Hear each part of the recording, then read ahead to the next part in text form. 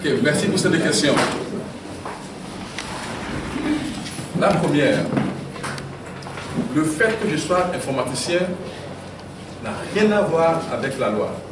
La loi dit tous les partis politiques également constitués au Togo ont le droit d'accès au fichier. Le fait que je sois informaticien n'a rien à voir. N'importe quel autre parti peut engager un expert informaticien pour aller là-bas regarder ça aussi. Et j'avais déjà répondu à cela en disant que la loi dit aussi quelque chose. Moi, je suis très légaliste. Hein. Moi, je lis la loi et je l'applique. La loi dit que si nous faisons le contrôle de ce fichier, nous trouvons des anomalies, nous n'avons pas le droit d'y toucher. C'est la CENI qui doit faire des modifications. C'est la CENI de travailler là-dessus. Nous, on le montre, voici les gens qui vont supprimer. Je vais les supprimer et enlever dans le fichier. Hein. C'est pas des... Ok.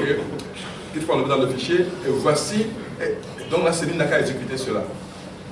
Je suis même allé un peu plus loin pour dire organiser une audit internationale. Qu'une société appelle appel d'offres, choisit de manière consensuelle, vient travailler et que tous les partis politiques intéressés et envoient leurs délégués pour regarder ce qui se passe. Et que les journalistes soient là avec les caméras, qu'on voit ce qui se passe là-bas, 24 sur 24. Et qu'on voit que tiens, Albert n'est pas venu ici pour faire quelque chose à la CENI. Pour répondre encore une dernière fois à cette histoire de IBK au Mali, ceux qui disent ça vraiment n'aiment pas la démocratie. Je n'ai jamais travaillé à la CENI du Mali. Je n'ai jamais travaillé à la Cour constitutionnelle du Mali. Un candidat m'a dit, aide-moi à compter les voix. C'est ce que j'ai fait. Donc j'ai fait la récolte des informations dans tous les bureaux de vote en temps réel.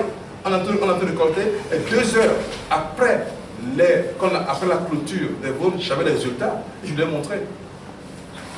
Après, c'est la CENI qui a travaillé. 2-3 jours après, ils ont annoncé les résultats qui correspondaient à ce que j'avais. C'est tout. Donc voici la réalité des choses. Maintenant, pour la deuxième question, comme je vous disais tantôt, je ne fais jamais de procès de détention. Pour moi, c'est une affaire judiciaire. Jusqu'à preuve du contraire, ce n'est pas politique. Donc la date choisie, ou que ce soit maintenant, ou dans 6 mois, ou dans 3 ans, n'a pas d'importance pour moi. Donc je dirais demain chez le juge, jeudi chez le juge, je verrai le contenu et puis je vous rendrai compte. Donc je ne fais de procès de détention à personne. Je ne dis pas qu'il y a quelqu'un derrière, non. Pour le moment, la seule personne derrière, la seule entité derrière, c'est le plaignant. Et c'est tout. Mais si vous voulez savoir s'il y a quelqu'un derrière, allez demander au plaignant. Mais moi, je ne sais pas. Moi, je ne sais pas. Et ce n'est même pas mon sujet.